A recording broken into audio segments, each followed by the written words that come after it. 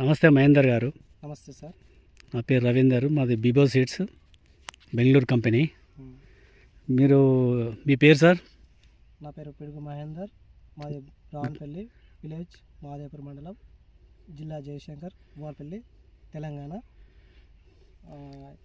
మా 2 ఎకరాలలో 1 ఎకరము బిబో సీడ్స్ 2021 పెట్టడం జరిగింది.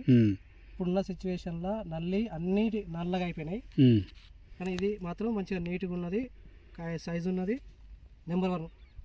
20 క్వింటాలు మాత్రం ఇప్పటికి పక్కా గ్యారెంటీగా వస్తుంది. మీకు ఇందులో ఈ వెరైటీలో ఏం నచ్చింది మీకు? ఇది 341 2021 ఇది వెరైటీ బాగుంది. దీంట్లో ఉన్న దీని గుణగణాలు అంటే చెట్టు మంచిగా నీట్గా ఉన్నది, నల్లి ఇప్పుడు అటాక్ కానియలేదు, బ్లాక్ టిప్స్ అటాక్ కానియలేదు, మంచిగా నీట్గా కింది ముడత కానీ ఏది కానియలేదు.